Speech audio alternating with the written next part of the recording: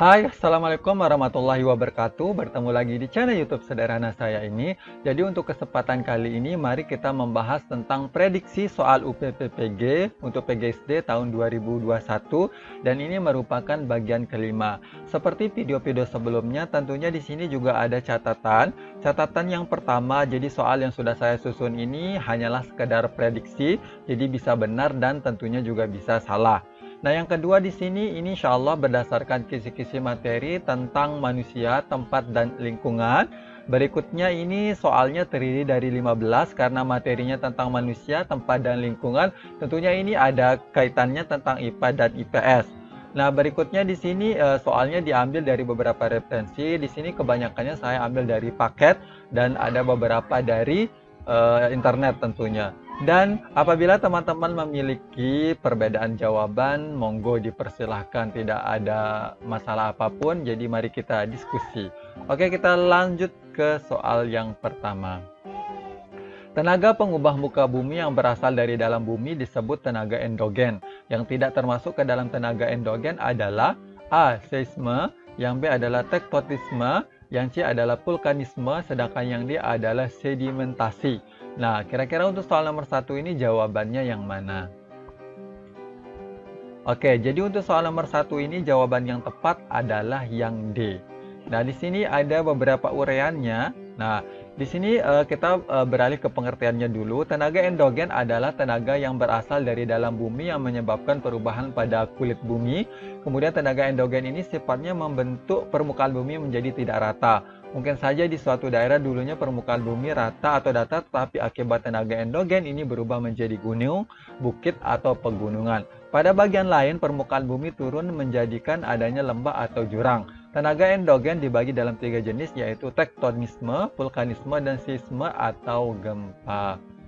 Oke, next kita berikutnya ke soal nomor 2. Nah, ini ada gambar, silakan teman-teman perhatikan gambarnya dari 1 sampai dengan 5. Nah, pertanyaannya adalah, berdasarkan gambar di atas, yang merupakan lipatan tegak dan lipatan rebah adalah A. 1 dan 3, sedangkan yang B adalah 2 dan 4, sedangkan yang C adalah 4 dan 5, sedangkan yang D adalah 3 dan 5. Nah, kira-kira ini jawaban nomor 2 yang mana?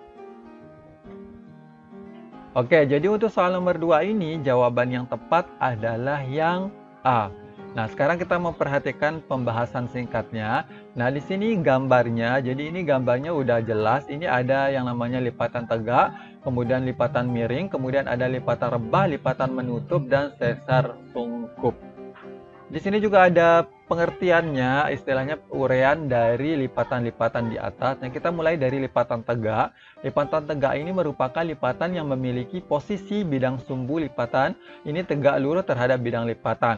Bidang sumbu juga membagi antiklin dan sinklin sama besar. Sedangkan lipatan miring yaitu merupakan lipatan tegak yang mendapat tekanan terus-menerus dari sebuah sisi sehingga bentuk lipatannya tidak lagi tegak melainkan miring ke salah satu sisi. Berikutnya, lipatan menggantung merupakan lipatan lanjutan dari lipatan miring yang terus mendapat dorongan yang kuat dari sisi lainnya. Sedangkan lipatan isoklinal ini adalah lipatan yang memiliki bidang sumbu yang sejajar satu dengan yang lainnya. Berikutnya di sini ada lipatan rebah. Jadi ciri khas lipatan ini terdapat pada puncaknya yang berbentuk landai. Penyebabnya adalah adanya dorongan secara melintang yang berasal dari satu arah sisi saja.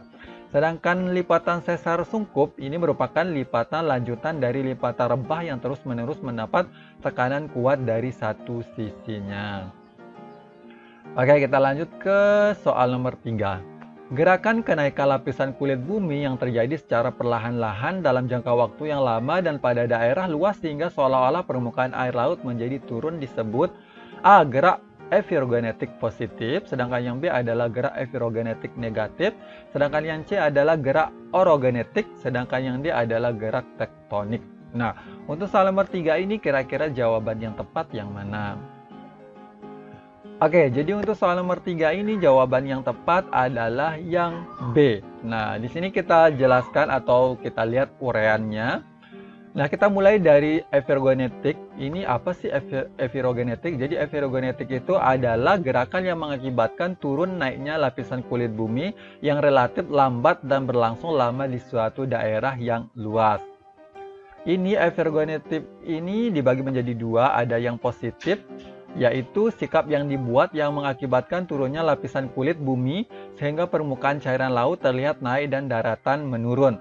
Sedangkan evergonetik yang negatif, ini yaitu sikap yang dibuat yang mengakibatkan naiknya lapisan kulit bumi sehingga permukaan cairan laut terlihat turun dan daratan menaik.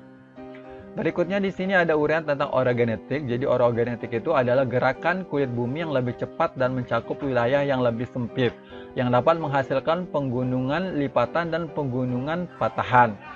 Berikutnya di sini tentang gerakan tektonik adalah proses gerakan kerak bumi yang menyebabkan tinggi rendahnya permukaan bumi. Gerakan tektonik bisa mempengaruhi permukaan bumi karena gerakan tersebut menimbulkan retakan, lipatan, lekukan, dan patahan. Oke, kita lanjut ke soal berikutnya, yaitu soal 4. Nah, di sini ada gambar juga perlu teman-teman memperhatikannya dari gambar 1 sampai dengan 10. Nah, pertanyaannya adalah, dari gambar di samping pipa kawah dan kawah utama ditunjukkan oleh nomor yang mana? Yang A 1 dan 2, sedangkan yang B adalah 3 dan 4, sedangkan yang C adalah 5 dan 6, sedangkan yang D adalah 7 dan 8. Nah, kira-kira yang nomor 4 ini yang mana sih yang menunjukkan pipa kawah dan kawah utama? Oke, jadi untuk soal nomor 4 ini tentunya jawabannya adalah yang D. Oke, kita lihat sekarang uraiannya atau penjelasan singkatnya. Nah, ini kita beralih ke pipa kawah. Jadi pipa kawah itu adalah sebuah pipa atau saluran dan kawah yang mengacu kepada gunung berapi. Nah, sedangkan untuk kawah utama, ini kawah utama merupakan lubang erupsi dengan diameter hingga 2 km dan berada di bagian puncak gunung api. Kita perhatikan gambarnya. Nah, ini gambar yang tadi ini dari nomor 1 sampai 10 ini teman-teman bisa lihat penjelasannya. Jadi tanpa saya bacakan ya, tadi teman-teman silakan perhatikan nomor 1 sampai dengan nomor 10. Oke, sudah? Oke, kita lanjut saja ke soal nomor 5. Untuk soal nomor 5, ini erosi terjadi di pinggir-pinggir laut dan kekuatan gelombang air laut merupakan tenaga penggerak dari erosi gelombang. Bentuk erosi gelombang berupa gua-gua laut dan celah-celah serta lengkung laut. Erosi gelombang disebut juga A. Abrasi, yang B adalah deplasi, sedangkan yang C adalah gletser, sedangkan yang D ada waterfall. Nah, kira-kira untuk soal nomor 5 ini jawaban yang tepat yang mana? Oke, jadi untuk soal nomor 5 ini yang tepat tentunya adalah yang A. Nah, di sini kita lihat uraian singkatnya. Nah, kita mulai dari secara umum, pengertian abrasi ini adalah suatu proses alam berupa pengikisan tanah pada daerah pesisir pantai yang diakibatkan oleh ombak dan arus laut yang sifatnya merusak, terkadang juga disebut dengan erosi pantai. Kita lanjut ke deplasi. Deplasi ini pada dasarnya adalah pengikisan batuan atau tanah karena terpaan angin. Nah, untuk deplasi ini, untuk searchingnya itu kita harus mengaitkannya dengan deplasi geografi ya. Kalau kita cari deplasinya itu kadang tidak muncul ya pengertiannya. Oke, kita lanjut ke gletser. Nah, ini dari kompas.com. Untuk gletser ini adalah bongkahan besar kristal es, salju, batu, sedimen, dan seringkali air cair yang berasal dari darat dan bergerak perlahan menuruni lereng di bawah pengaruh berat dan gravitasinya sendiri. Nah, untuk yang D yaitu tentang waterfall ini, beberapa kali saya searching tidak menemukan, bahkan waterfall ini lebih arahnya ke model atau metode kalau tidak salah tadi saya searching di Google. Jadi nanti teman-teman bisa lihat di materi lain atau apa, kalau udah ketemu boleh kok di komen ya. Oke, next kita ke soal nomor 6 saja. Nah, untuk soal nomor 6 ini, daerah Batu merupakan penghasil tanaman kol, dari hasilnya dikirim ke daerah-daerah sekitarnya terutama Surabaya. Akhir-akhir ini petani mengalami kerugian karena tanaman kol diserang hama ulat Flutella maculipennis. Untuk menanggulangi kerugian yang tidak diinginkan, maka pemerintah mengusahakan jalan terbaik yang tidak merugikan hewan predator dan manusia yang akan memakan kol itu sendiri dengan cara yang A ini menangkap semua kupu-kupu ulat kol, sedangkan yang B adalah memandulkan kupu-kupu ulat kol yang betina dengan sinar radioaktif. Sedangkan yang C ini menyebarkan yang lebih banyak kupu-kupu ulat kol jantan yang telah dimandulkan oleh sinar radioaktif. Yang D tentunya adalah penyemprotan dengan endrin, sedangkan Y adalah penyemprotan dengan DDT. Nah, untuk soal nomor 6 ini kira-kira jawaban yang tepat yang mana? Oke, jadi untuk soal nomor 6 ini yang tepat tentunya adalah yang C. Nah, oke, jadi di sini sedikit jelasannya atau uraiannya. Salah satu teknik pengambilan hama secara biologis adalah dengan teknik jantan mandul, yaitu beberapa hama jantan dimandulkan kemudian dilepas kembali. Jika jantan mandul tadi mengawini betinanya, maka tidak akan diperoleh keturunan. Dengan cara ini, populasi hama ditekan tanpa merugikan predator ataupun manusia yang memakannya. Ini kayaknya perlu dicoba juga nih bagi teman-teman yang petani kol ya. Oke, kita lanjut ke soal nomor 7. Nah, untuk soal nomor 7, salah satu prinsip etika lingkungan yaitu manusia adalah bagian dari lingkungan yang tidak terpisahkan dan bukan penguasa lingkungan.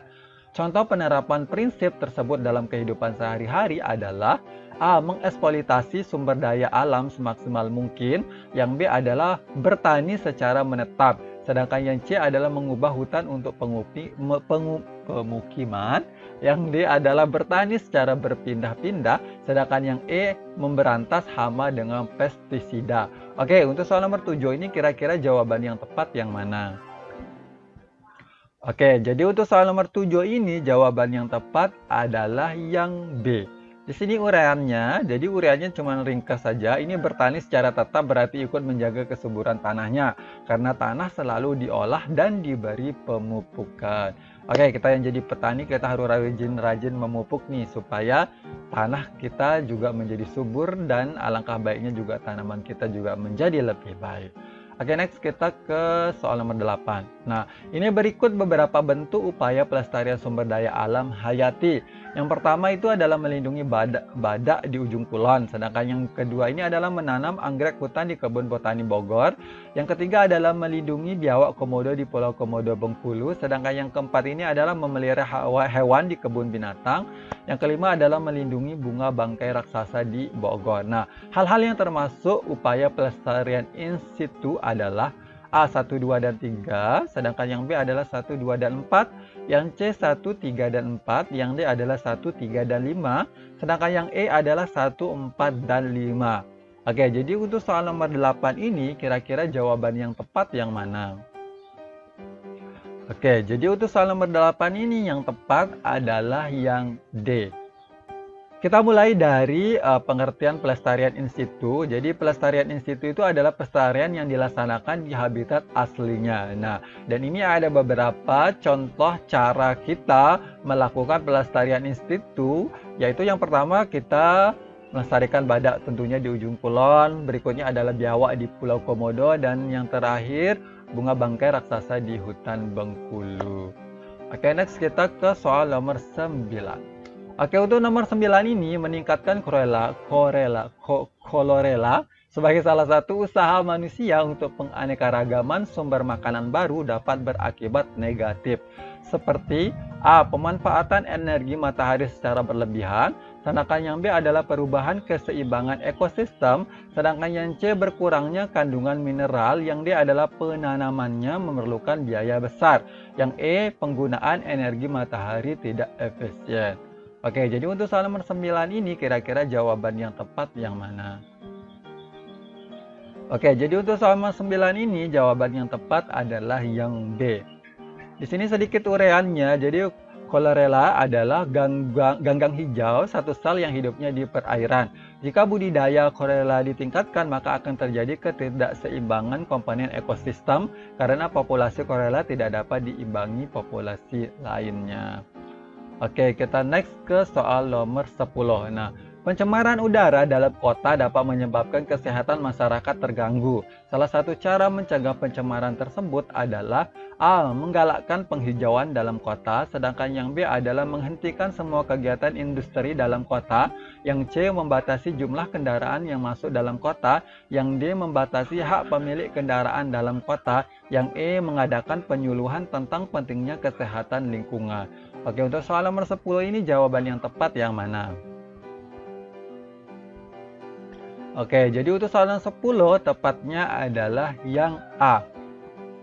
Jadi di sini sedikit cara mencegah pencemaran. Yang pertama, tentunya menggalakkan penghijauan di kota.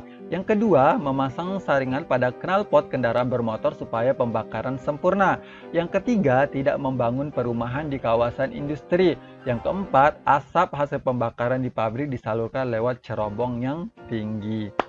Oke, next kita ke soal nomor 11. Nah, berikut adalah beberapa cara pengolahan tanah. Yang pertama ini adalah pengapuran, yang kedua adalah pemupukan, ketiga pengeringan, yang keempat adalah perbaikan irigasi, sedangkan yang kelima adalah penyemprotan anti hama. Nah, pertanyaannya adalah suatu lahan terbuka yang berbentuk rawa-rawa dengan sifat keasaman tinggi, aerasi rendah, dan retensi air tinggi dapat diolah menjadi lahan pertanian dengan cara A 1, 2, 3, dan 4, sedangkan yang B adalah 1, 2, 3, dan 5, yang C adalah 1, 2, 4, dan 5, yang D adalah 1, 3, 4, dan 5, yang E 2, 3, 4, dan 5.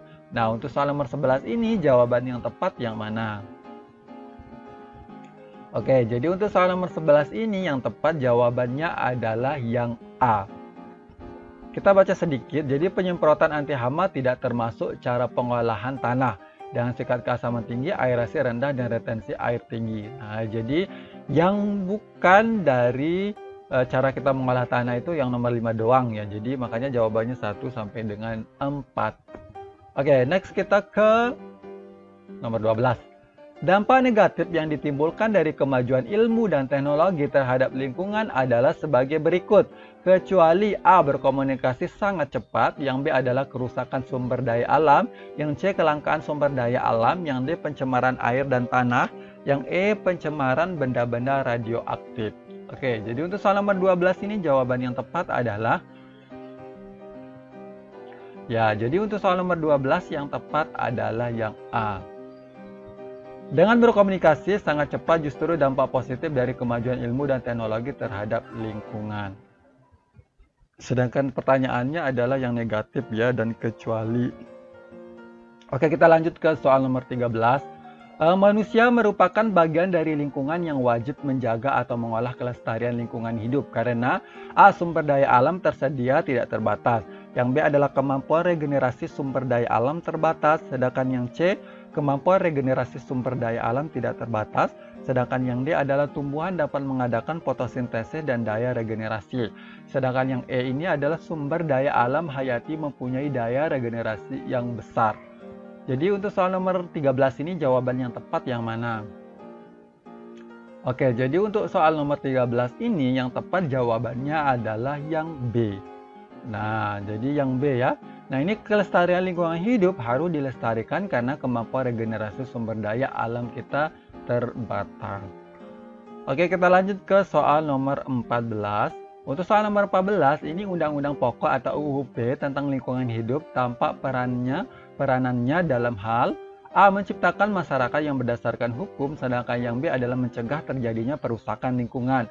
Yang C. Mewujudkan manusia sebagai penguasa lingkungan. Yang D adalah eksploitasi sumber daya alam secara maksimal. Yang E. tercapainya pada pembangunan yang tepat. Oke, jadi untuk soal nomor 14 ini jawaban yang tepat yang mana? Oke, jadi untuk soal nomor 14 ini jawabannya adalah yang D. Nah, ini ada isi dari undang-undang tentang lingkungan hidup. Jadi yang pertama adalah hak atas lingkungan, yang kedua adalah kewajiban untuk melestarikan atau menjaga lingkungan, sedangkan yang ketiganya adalah peran serta untuk mengolah lingkungan. Nah, yang keempat ini adalah sanksi untuk pelanggaran undang-undang lingkungan hidup. Oke, kita lanjut ke soal nomor 15 atau soal nomor yang terakhir. Nah, ini kebiasaan menimbun sampah sudah menjadi hal biasa bagi sebagian masyarakat, baik sampah organik maupun sampah anorganik. Nah, kegiatan menimbun sampah anorganik berdampak buruk bagi tanah, yaitu A. Tanah menjadi gembur, yang B adalah volume tanah berkurang, sedangkan yang C adalah kepadatan tanah berkurang, yang D adalah mikroorganisme yang hidup di dalam tanah meningkat, sedangkan yang E adalah struktur tanah terganggu sehingga kesuburannya berkurang. Oke, jadi untuk soal nomor 15 ini kayaknya kita harus lebih teliti ya, karena ada beberapa option juga ada benarnya juga, tapi perlu kita memperhatikan yang tepat ya. Jadi untuk soal nomor 15 ini jawaban yang tepat adalah yang jadi yang benar adalah yang E. Oke, untuk soal nomor 15 ini saya rasa teman-teman juga udah memahami akan hal tersebut. Nah, jadi tidak ada penjelasan singkatnya. Oke, jadi sekian dulu ya. Terima kasih sudah menonton video kali ini, dan apabila teman-teman suka kira-kira nih besok kita bahas materi tentang apa, boleh di komennya. Kurang lebihnya mohon dimaafkan. Wabillahi taufiq wal hidayah. Wassalamualaikum warahmatullahi wabarakatuh. Bye bye.